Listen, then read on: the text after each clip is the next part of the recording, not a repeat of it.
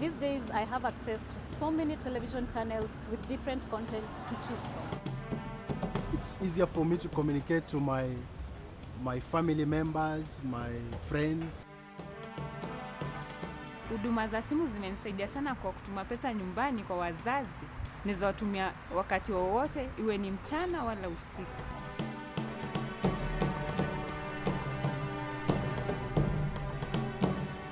In 1999, the CCK was set up to license and regulate Kenya's communications industry.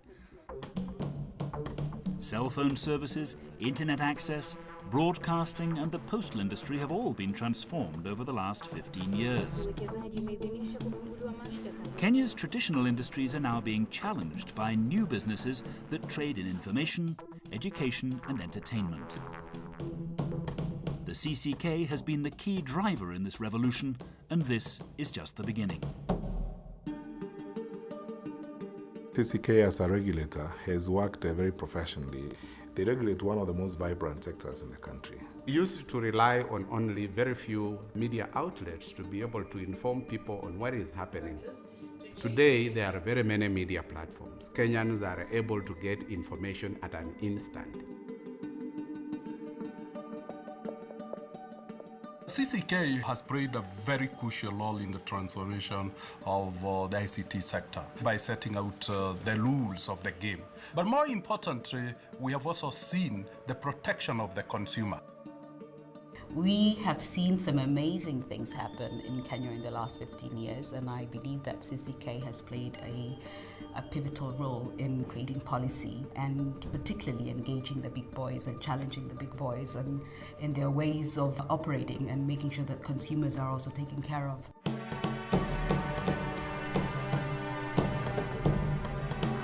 I think mobile telephony has transformed the lives of Kenyans more than it's transformed most other nations. Here we have about 43 million people, but we have 30 million phones in the country. If you look at the access to technology that we have, making a call is basically costs you nothing. You can be making a call from here to the US and you'll be paying local rates. Now, what does that mean?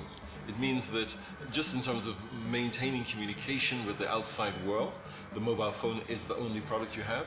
Secondly, if you look at financial inclusion, with mobile money, 23 million people now have access to not just rudimentary mobile transfer, but also products like insurance, savings, borrowing with dignity, and that kind of thing. We have also seen distance, the last mile bridged eventually. All along, customers had to travel 70 to 100 kilometers to where the banks were. And now banks are being done at the agency level, at the village level. But more importantly, it's being put on a tablet or on a phone or what one would call a computer. What it means is that people have banking services with them all the time. Most people don't have to even have made it, so to speak, to have the experience of a bank account on the mobile phone. I believe you can now borrow money. You can borrow some amount of money using your mobile application. And that would not have happened if there was not the opportunity to challenge policy, challenge status quo.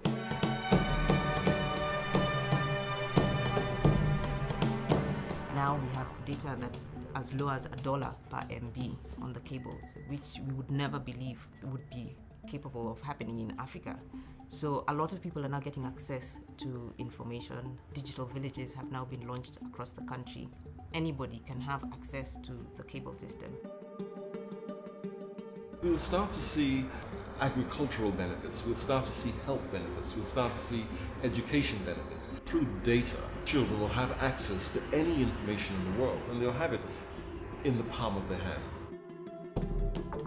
In the last 5-10 years behind, most things we could not be able to get, but now everything is at my fingertip.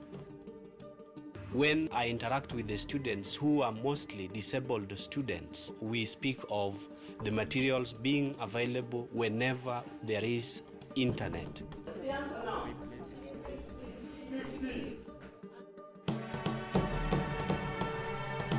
E-commerce is very valuable to me because you can actually order stuff online and have them couriered to you. That's saving a lot of time through wasted journeys. Postal and courier will be the drivers of e-commerce in this country. And I think CCK, of all my accolades to the developments that we can see now, it's different from what it was, very different. Now we expect that even in the very near future, it will even be better. We only got, at the time of liberalization, 8 TV stations. We are talking of now 25 TV stations on digital platforms and 14 TV stations on analog platforms. We have about 108 FM stations, up from 16 FM stations at the time of liberalization. We have more licensed broadcasters, which again increases the level of content and the level of employment, and that I think can only get better with the technology that is available, because now you find more people are getting the television content online. So if I didn't get to watch anything on TV, then I can catch it on YouTube through the Media House channel or something like that. So I think it's become way better. We've seen the opening of democratic space in Kenya, and we've seen the media play an increasingly proactive role in ensuring that democratic space in Kenya is availed to the public and to Wanjiko out there. We see a lot of very interesting shows now on TV on the different channels that are local and quite actually funny if you ask me. So that, again, wasn't happening back 15 years ago. So anybody really can have a camera and go out in the streets and actually create some interesting content and go to market with it. Anybody can create an app and have anyone in the country access it. Right now, teenagers, all they care about is their social life, like Facebook, Twitter, WhatsApp, YouTube. So you get to watch music videos, you get to talk to your friends, and you get to know people more better through social media. This is the place to be. There's so much happening in Kenya that we don't know about and are yet to discover. I say stay here. This is where it's happening. There's nowhere else you should go. Fantastic. It's all about talent.